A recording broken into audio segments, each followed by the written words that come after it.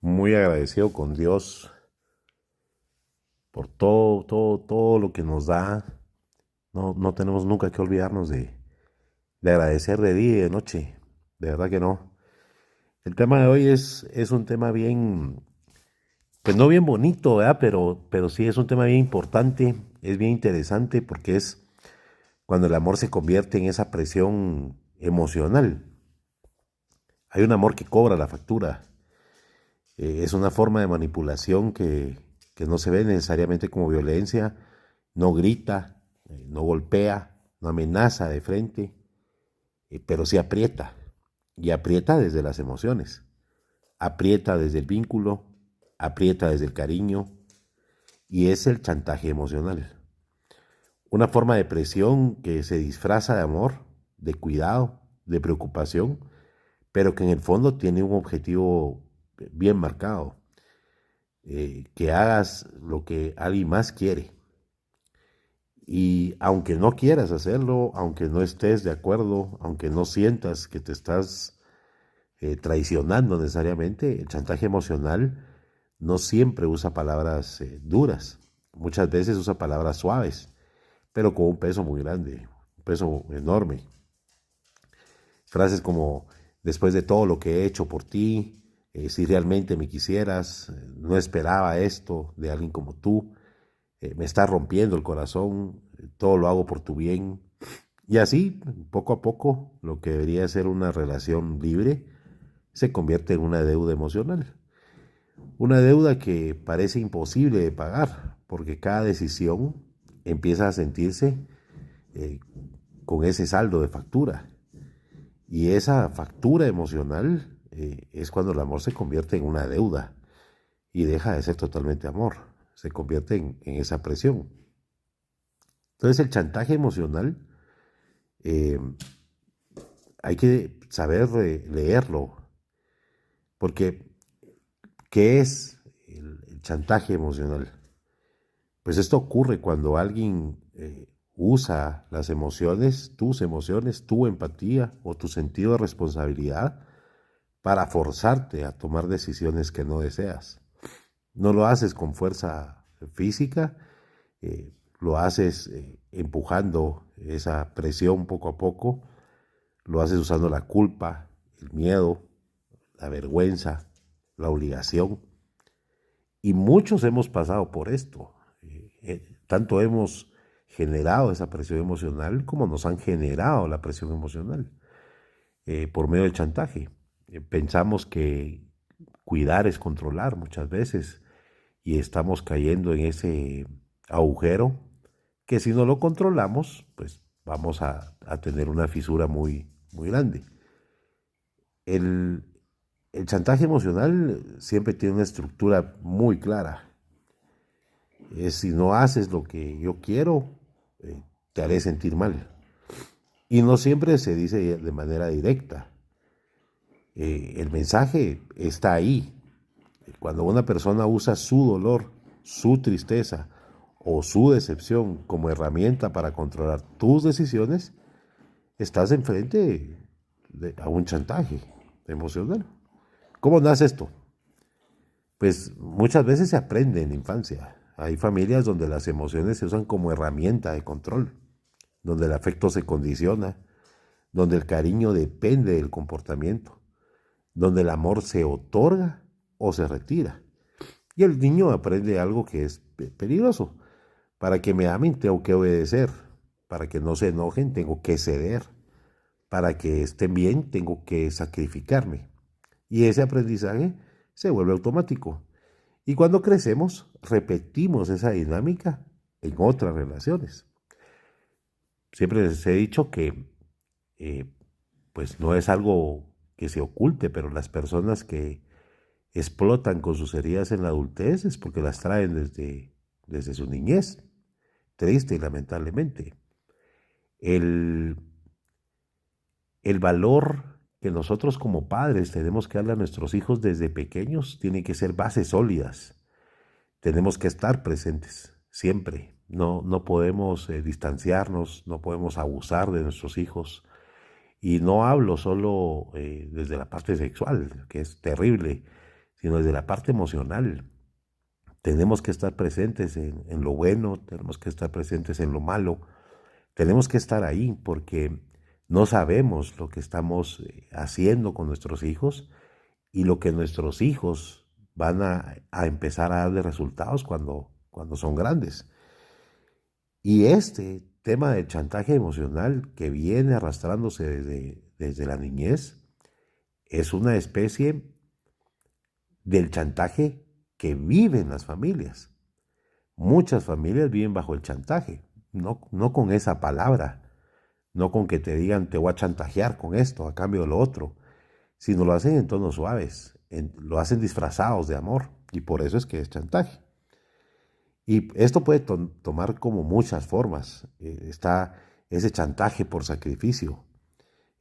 Todo lo que hemos hecho por ti en esta casa, te hemos dado nuestra vida, nos sacrificamos por ti.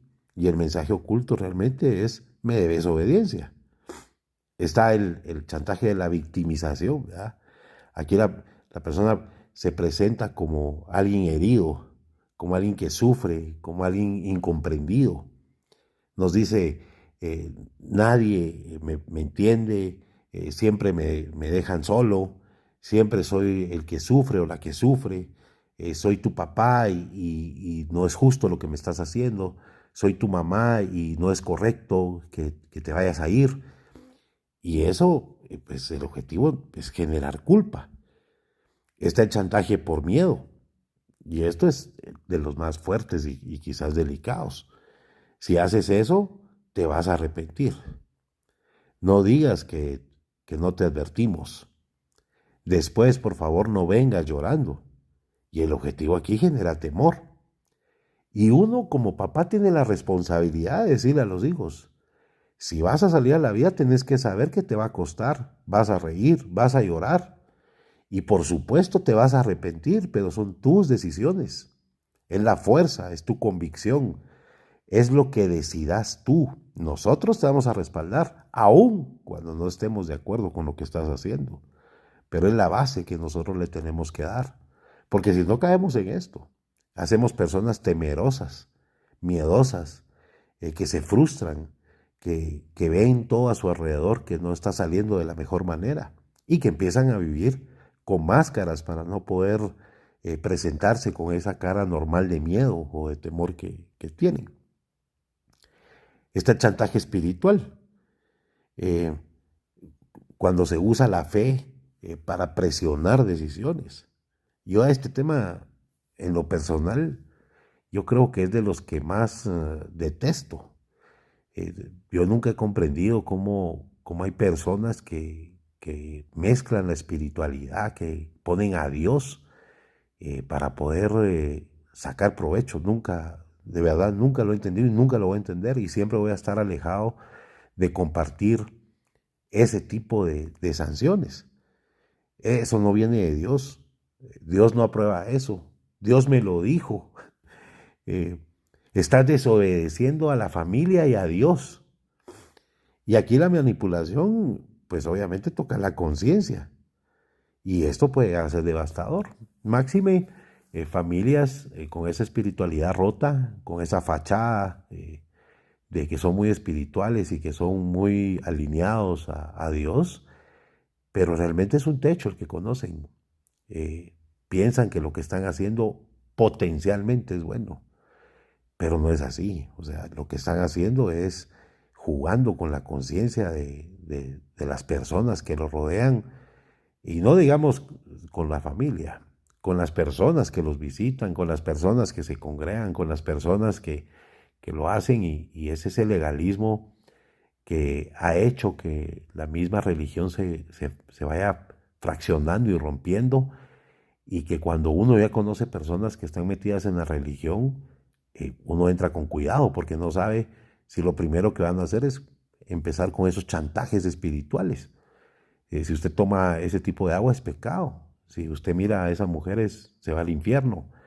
Eh, y esa doble moral, esa falta de ética mental, que no los deja ver más allá y que encima se creen personas superiores a las que están señalando. Y eso, pues, será problema de ellos, pero esta parte del chantaje casa muy bien con esa parte del chantaje espiritual. ¿Y por qué lo usan? Pues el chantaje emocional puede aparecer en casi cualquier relación. No solo en la parte de una familia como núcleo, sino aparece en padres, aparecen madres, aparecen parejas, aparecen hermanos, aparecen amigos, incluso los líderes espirituales, los jefes. Pensamos muchas veces que la gente que nos rodea nos está haciendo un bien y lo que está haciendo es que nos está obligando a tomar decisiones por medio del chantaje. Y voy a atreverme a decir esto, que no siempre lo hacen desde la maldad. Muchas veces lo hacen desde su propio miedo, desde su propia inseguridad, desde su propio conformismo, desde su necesidad de control.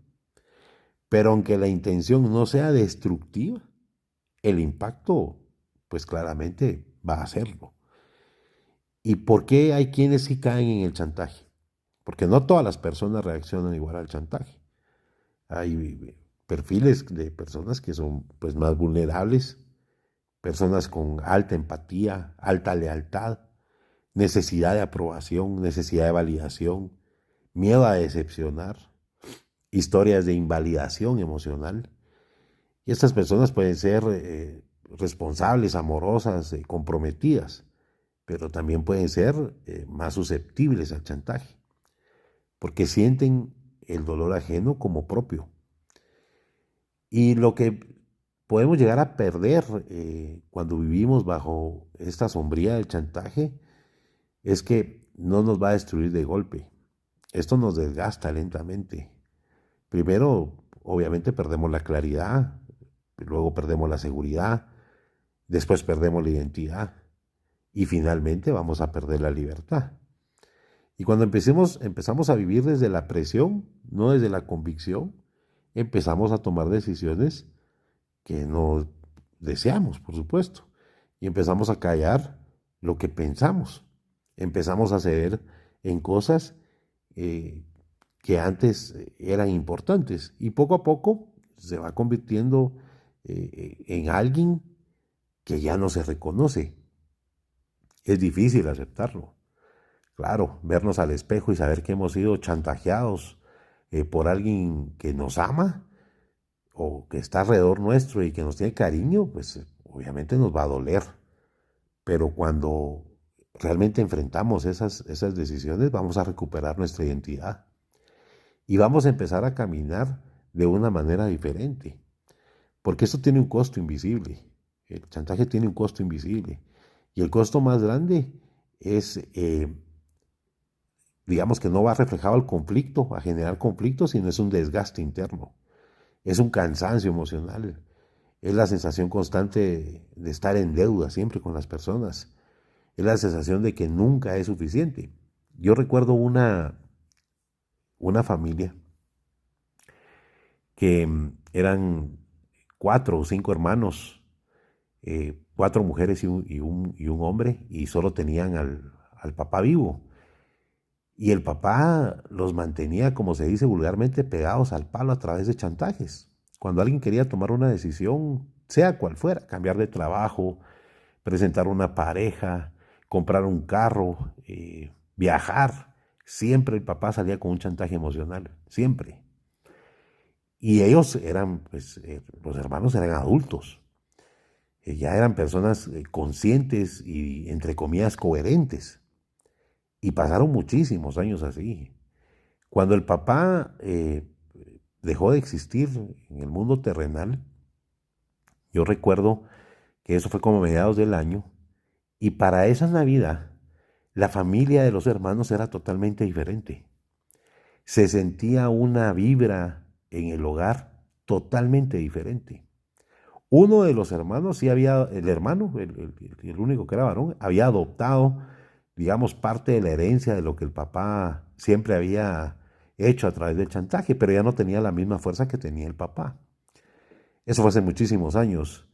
Eh, una de las patojas con la que yo tengo una amistad, tiene los años borrados de esa infancia, de esa adolescencia y de esa adultez eh, por el chantaje que recibió. Ella perdió un sinfín de cosas, un sinfín de cosas. En cuenta a uno de mis mejores amigos, que era pues el amor de su vida, que nunca fue aceptado por nadie de ese clan.